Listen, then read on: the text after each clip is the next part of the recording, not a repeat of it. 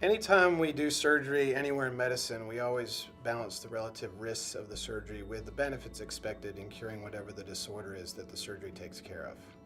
With a gastric bypass, we know that morbid obesity is a dangerous problem. However, the gastric bypass itself does carry some risk. If a patient is in the final stages of being evaluated for a gastric bypass, the surgeon has probably already done an evaluation relative to the risk and the benefits of the procedure, and it has been judged that the patient's benefits far outweigh the risks. There are, however, a number of known problems that can occur after gastric bypass, and I will break these down into early problems and late problems. Early problems would occur in the first 7 to 10 days after an operation. The initial problem that we worry about after gastric bypass is bleeding.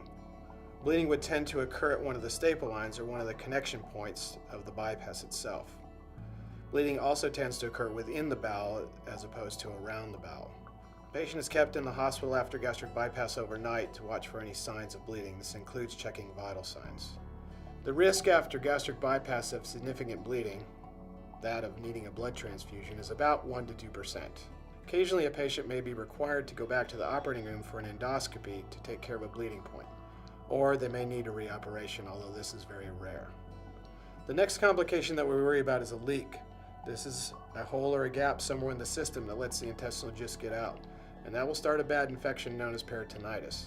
The gastric bypass leak rate in the literature is approximately 0.5% to 1% after an operation. Symptoms of a leak after gastric bypass could include fever, sensation of the heart racing, dizziness, worsening abdominal pain, or shortness of breath. If you experience any of these symptoms, you should call your surgeon's office immediately. Treatment of a leak after gastric bypass requires a reoperation. The infection needs to be washed out, the hole needs to be located and closed, and the patient will spend some amount of time in the hospital after the surgery. Other problems that can occur after gastric bypass include blood clots in the veins of the legs. This would be very dangerous if it were to break off and travel up the bloodstream to the lung. That's known as a pulmonary embolus. We do several things to prevent blood clots. We give a blood thinner shot under the skin prior to surgery and then every 12 hours until discharge. We also place squeezing devices on the legs to keep the blood circulating during the operation. Both of these things are helpful. However, they are not as important as early ambulation. That means getting the patient up and walking within 4 hours after surgery. This has been shown to be the most important factor in reducing the risk of blood clots after an operation. Patients after laparoscopic surgery can develop an infection in one of the little incisions. This is not as likely as with an open operation, but it can still occur. If it occurs, it needs to be treated the same as any other surgical wound infection by opening the wound, releasing the infection, starting dressing changes, and putting the patient on antibiotics. This can usually be treated as an outpatient problem. These are the early problems after gastric bypass. Long-term problems can occur. The gastric bypass is vulnerable for developing ulcers at the point where the little pouch meets the intestine. This is known as a marginal ulcer. There are several risk factors for developing ulcers, the largest of which is smoking. Stopping smoking prior to gastric bypass surgery is required. Smoking simply increases the risk of ulcers to too high a degree. Ulcers can lead to perforation or bleeding, both of which might require an operation.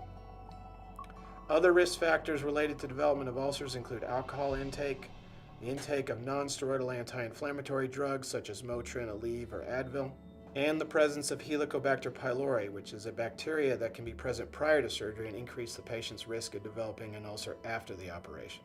Complications of ulcers include perforation, with leakage of intestinal content into the peritoneal space and the development of peritonitis.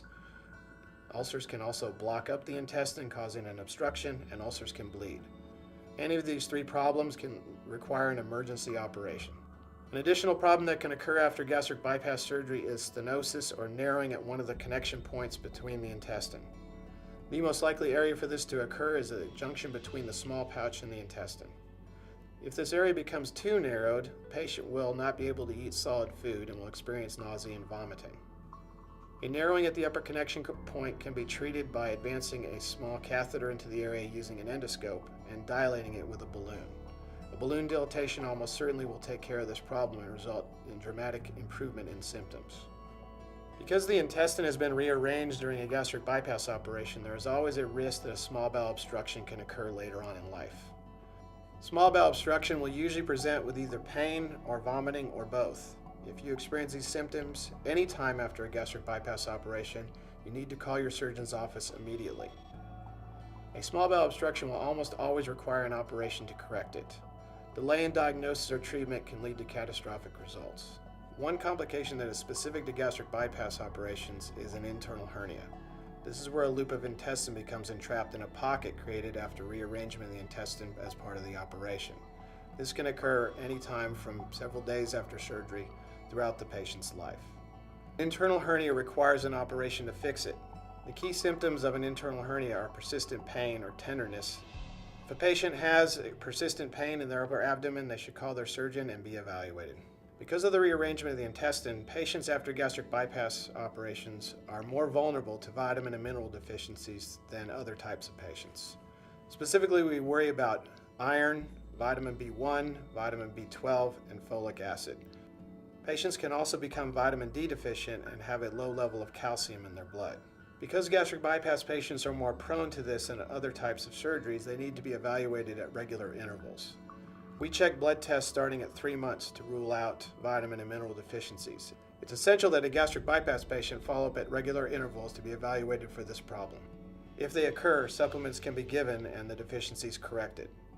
If you have any questions or need any more information, please visit our website or call your surgeon's office.